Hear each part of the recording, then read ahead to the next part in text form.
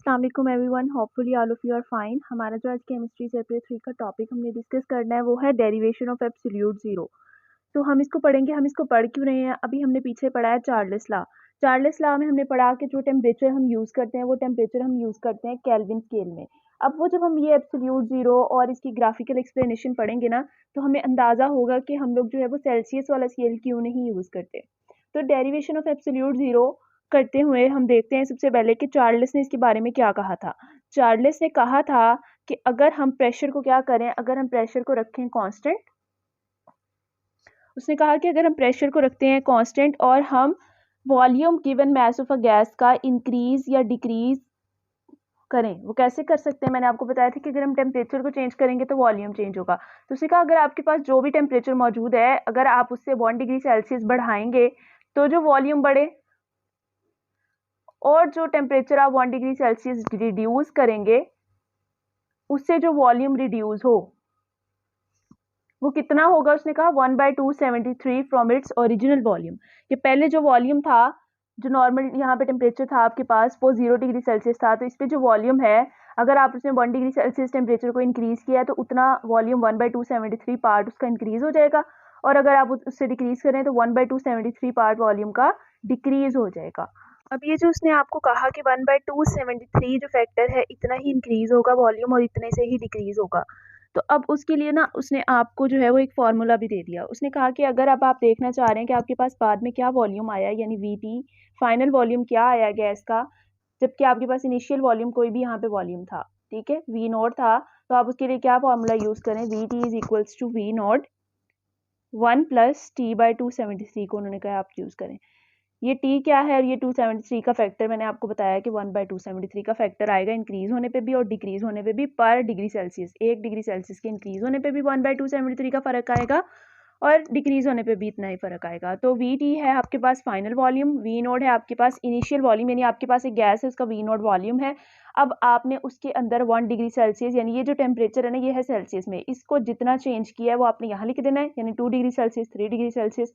तो आप जब इस फॉर्मूले को लगाएंगे तो आपके पास फाइनल वॉल्यूम आ जाएगा। आपको पता चल जाएगा कि आपने जो है वो यहाँ पे कितने सेल्सियस चेंज किया, तो कितने वॉल्यूम का चेंज आ गया इनिशियल वॉल्यूम में से। अब इसकी जो है वो एग्जांपल भी उन्होंने आपको दी है। इसकी एग्जांपल उन्होंने आपको ना नीचे टेबल दिया है, आप ये टेबल देख सकते हैं, इसको थॉरली देख लें। इसमें जो दरमियान वाली वैल्यू है ना, 0 डिग्री सेल्सियस पे 546 सेंटीमीटर क्यूब जो है वो आपके पास वॉल्यूम है। इन्होंने एग्जाम्पल के तौर पे इतना लिया है। इन्होंने सपोज किया है कि ऐसी हमारे पास कोई गैस है, 0 डिग्री सेल्सियस उसका टेम्परेचर है और इस टेम्परेचर पर उसका वॉल्यूम क्या है, 546 cm क्यूब है, ठीक है। इसलिए उन्होंने इस 546 जो है वो वॉल्यूम को लिया है, क्योंकि आपको पता है 273 का डबल होता है 546। पढ़ने में समझने में आसानी होगी हमें। तो अब हम करके देखते हैं कि एक्चुअली ये फार्मूला कैसे है और क्या है। तो ये चीज़ मैं आपको बता दूं कि ये जो भी फार्मूला ये यहाँ पे यूज़ हो रहा है, ये सिर्फ और सिर्फ आइडियल गैसेस के लिए है। आइडियल गैसेस यानी हाइपोथेटिकली सोचा गया है कि ऐसा होगा, ठीक है, हाइपोथेटिकली सोचा गया है कि ऐसा होगा तो ऐसा होगा। रियल में रियल गैसेज यानी नेचुरली जो गैसेज हमारे इर्द गिर्द मौजूद हैं वो मोस्टली इसको फॉलो कम ही करती हैं या कुछ हद तक करती हैं। जब वो हाई टेम्परेचर पर जाती हैं तो इसको फॉलो करना बंद कर देती हैं। लेकिन अब उन्होंने आपको एग्जाम्पल दिए समझाने के लिए। तो उन्होंने कहा है कि सपोज आपके पास एक गैस है और उसका वॉल्यूम है, इनिशियल वॉल्यूम उन्होंने आपको दिया है 546, उसका सपोज आपके पास वॉल्यूम है, ठीक है। आपने उसका फाइनल वॉल्यूम निकालना है। अब आपके पास स्टार्टिंग पे क्या है, टेम्परेचर है 0 डिग्री सेल्सियस, जिस पे आपके पास ये 546 वॉल्यूम है गैस का। ये आप टेबल में मिड में देख सकते हैं। तो ये वैल्यू उन्होंने आपको दिया। आप इसकी कैलकुलेशन करेंगे ना, आपके पास सिंपल यही निकल आएगा दोबारा। और 0 का फैक्टर है तो ये टोटल करके भी आपके पास 0 ही आएगा, तो ये 546 का 546 ही बच जाएगा।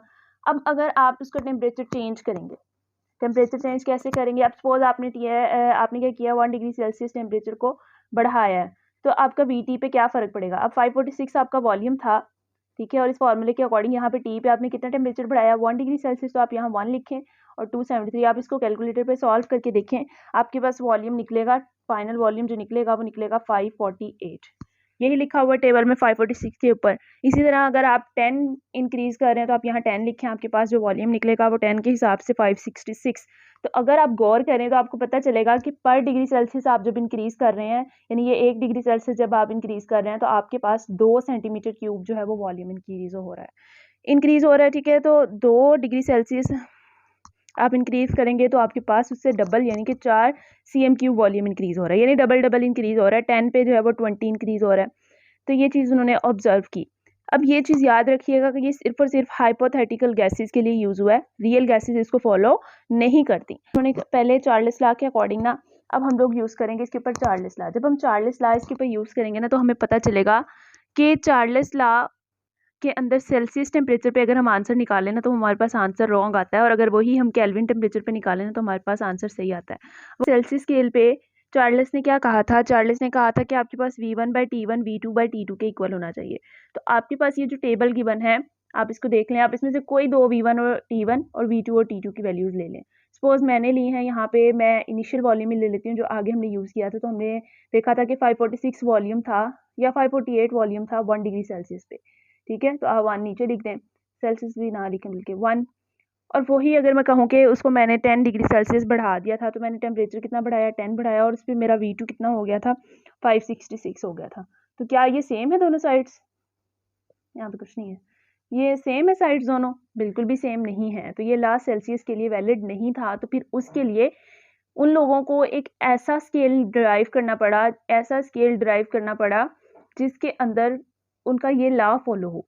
जब उन्होंने देखा कि अगर हम इस लॉ को केल्विन स्केल पे देखें, यानी कि जो टेम्परेचर की हमने वैल्यूज़ लेनी है वो हम सेल्सियस स्केल की बजाय केल्विन स्केल में लें, और सेल्सियस से केल्विन में जाने के लिए क्या करना पड़ता है? सेल्सियस प्लस 273, तो आपके पास केल्विन में आंसर आ जाता है। तो उन्होंने देखा कि इस लॉ जब आप केल्विन से करते हैं तो आपके पास ये लॉ फॉलो हो जाता है, V1/T1 इक्वल V2/T2। तो इस तरह से जब भी आप एक्सपेरिमेंट सॉल्व करेंगे, चार्ल्स लॉ को प्रूव करना होगा, तो आप केल्विन में टेम्परेचर को लेंगे, आप सेल्सियस में नहीं लेंगे। तो उसके लिए फिर उन्होंने एक केल्विन स्केल बनाया। उस जो 0 केल्विन होता है ना, वो इक्वल होता है -273 डिग्री सेल्सियस। अब -273 डिग्री सेल्सियस में आप +273 डिग्री सेल्सियस करें तो आपके पास 0 केल्विन बन गया ना, इस फॉर्मूला के अकॉर्डिंग।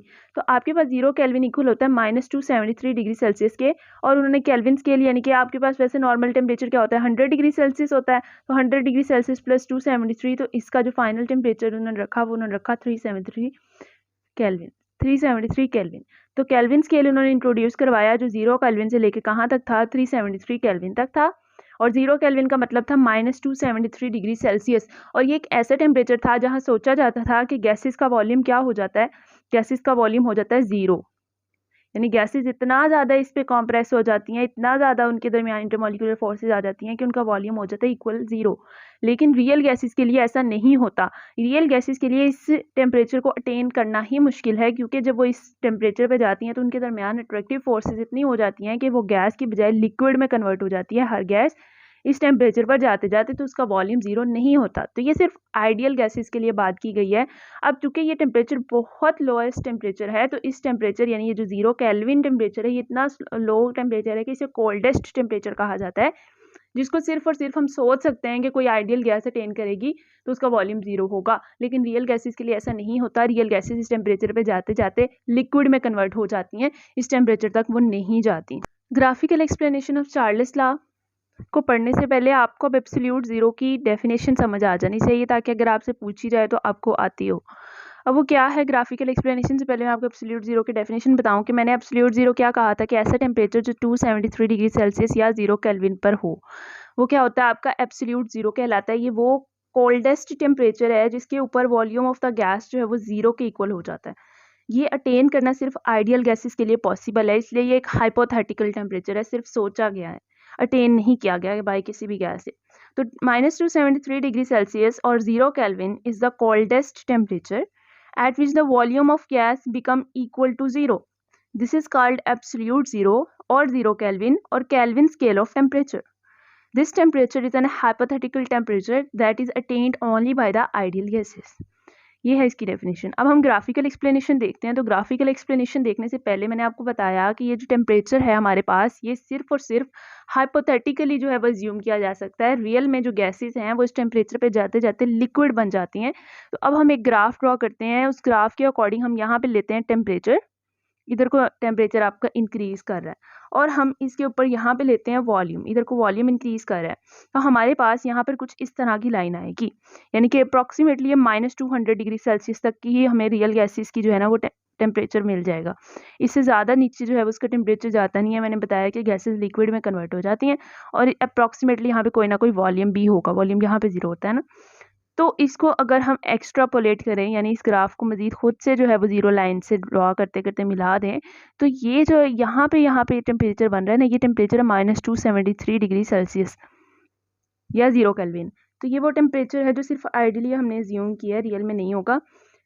तो अगर हम क्या करें कि हम लोग किसी भी गैस का जो है नंबर ऑफ़ मोल्स को इंक्रीज़ कर दें, एन यानी कि नंबर ऑफ़ मोल्स को इंक्रीज़ कर दें, किसी भी गैस के नंबर ऑफ़ मोल्स इंक्रीज़ होंगे तो क्या होगा।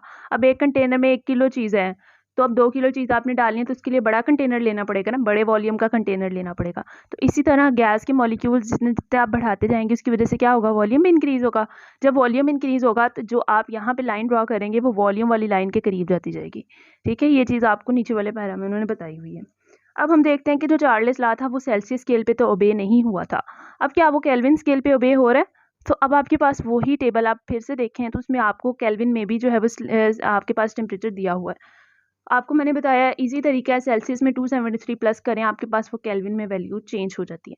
तो आप उस टेम्परेचर को लें, अब आप उसके अकॉर्डिंग V1/T1 इक्वल V2/T2 को देखें कि क्या वो फॉलो हो रहा है। अब उसमें से कोई भी आप वैल्यू ले लें, मैं वही ले लेती हूँ 560, चले मैं लेती हूँ 566 आपकी बुक के अकॉर्डिंग, और मैं उसका टेम्परेचर लेती हूँ वो है केल्विन स्केल पे 283। अब अगर आप गौर करें तो ये 566/283 1 डिग्री सेल्सियस ये बनता है 10 डिग्री सेल्सियस, लेकिन मैंने सेल्सियस का नहीं लिया, मैंने लिया केल्विन का। उसके बाद मैं ले लेती हूँ 746 और उसका ले लेती हूँ टेम्परेचर केल्विन स्केल पे, तो वो है 373। तो जब मैंने इनको सॉल्व किया तो दोनों साइड पे 2 2 ही आएगा। आप करके देख लें, आपके पास 2 2 ही आएगा। तो इसका क्या मतलब है कि चार्ल्स लॉ क्या हो रहा है, ओबे हो रहा है। तो हमने कौन सा स्केल यूज़ करना है चार्ल्स लॉ को ओबे करवाने के लिए, केल्विन स्केल। तो उसी के लिए फिर हमने ये एब्सोल्यूट ज़ीरो को इंट्रोड्यूस करवाया, और फिर हमने देखा कि ये कोल्डेस्ट टेम्परेचर है जो गैसेस अटेन करना चाहती हैं हाइपोथेटिकली, लेकिन वो इसको अटेन नहीं कर पाती। वो अप्रॉक्सीमेटली -200 डिग्री सेल्सियस के बाद जाके लिक्विफाई यानी लिक्विड में कन्वर्ट होना शुरू हो जाती हैं। तो आज के लिए बस इतना ही, होपफुली आपको समझ आई होगी। अगर किसी चीज़ की नहीं समझ आई तो आप पूछ सकते हैं। Thank you so much. अल्लाह हाफ़िज़।